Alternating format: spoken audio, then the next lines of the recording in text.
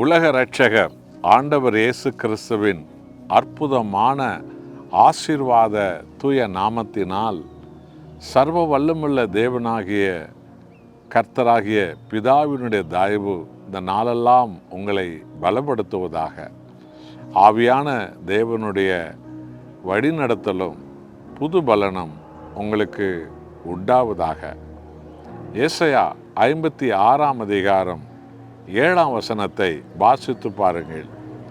தேவனுடைய அனாதி தரிசனம் ஆராதனை குறித்தது இங்கே சொல்லப்பட்டிருக்கிறது. நான் என் பரிசுத்த பர்வதத்துக்கு கொண்டு வந்து என் ஜெப வீட்டிலே அவர்களை மகிழ பண்ணுவேன். அவர்களுடைய சர்வாங்க தகனங்களும் அவர்களுடைய பலிகளும் என் பலிபீடத்தின் மேல் அங்கீகரிக்கப்பட்டிருக்கும். என்னுடைய வீடு சகல ஜனங்களுக்கும் ஜெப வீடு எனப்படும். என் வீடு சகல ஜனங்களுக்கும் ஜெப வீடு எனப்படும் என்று ஏசாயா புஸ்தகத்தில் கர்த்தராகிய தேவன் தீர்க்க தரிசனமாய் சொன்ன இந்த செய்தி யூதர்களுக்குரிய செய்தி அல்ல. இது ஆண்டவராகிய இயேசு கிறிஸ்து இரத்தத்தால் மீட்கப்பட்ட உலகம் முழுவதுமுள்ள ஜாதி மத இன பேதமின்றி எல்லா மக்களும் கிறிஸ்துவினால் ரட்சிக்கப்பட்ட மக்களுக்கு கொடுக்கப்பட்ட செய்தி இது. புதிய ஏற்பாட்டின் பரிசுத்த திருச்சபை குறித்த செய்தி இது.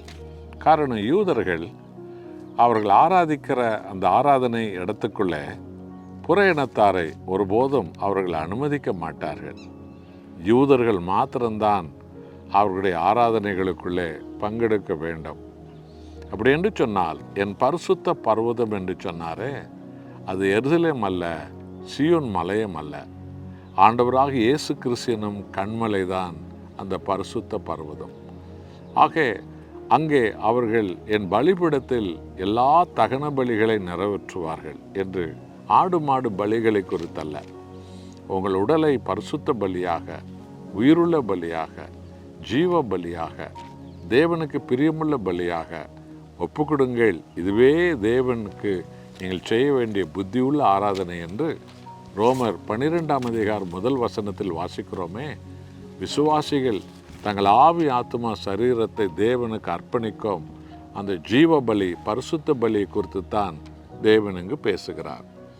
என் வீடு சகல ஜனங்களுக்கும் ஜெப வீடு. பார்த்தீர்களா? உலகில் உள்ள எல்லா தேசத்தாரும் ஆண்டவர் இயேசுவை மெய்யான தேவனாய் ஆராதிக்கிற சபை வீடு. கிறிஸ்து இயேசுவுக்கு ஏற்றவர்களாக எல்லோரும் நடக்கிற துதியின் வீடு. ஆசீர்வாதம் பெற்ற அபிஷேகத்தினுடைய ஜெப வீடு.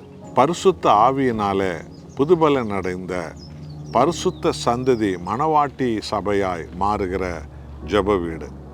அதான் துதியின் வீடு, அதான் ரட்சிப்பின் வீடு, அதான் பிதாவை கிறிஸ்துவை ஆவியானவரை ஆராதிக்கிற சபை வீடு.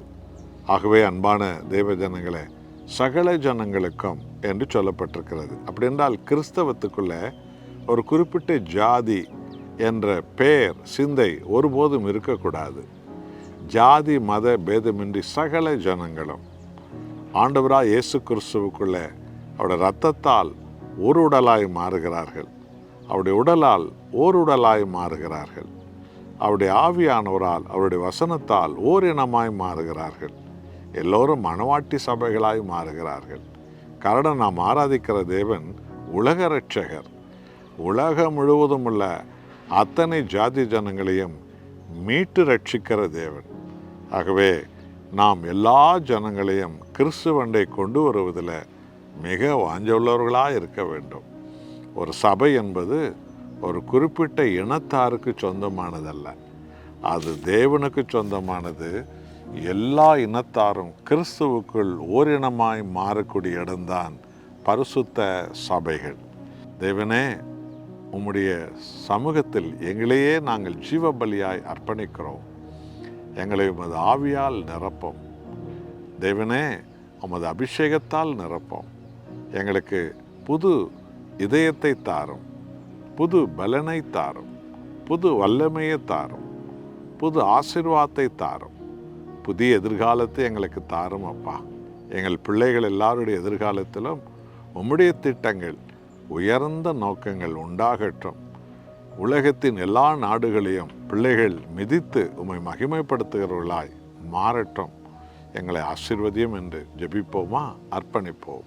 அன்புள்ள நேசரே, ஆராதனை வேளையில் உலாவுகிறவரே, ராஜாதி ராஜாவாய் சிங்காசனம் போட்டு சபை நடுவில் உட்கார்ந்திருக்கிறவரே, உம்முடைய சபை ஒரு குறிப்பிட்ட இனம், மதம், கூட்டம் என்றல்ல, ஜாதி மத இன பேதமின்றி உலகம் முழுவதும் உள்ள எல்லா இனத்தாருக்கும் உம்முடைய சபை சொந்தமானது.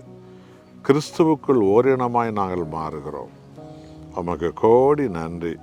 உம்முடைய ஜெப வீடு என்றைக்கு அது ஜெப வீடு தான், ஜெப ஆவியால் நிரம்புகிற இடம்.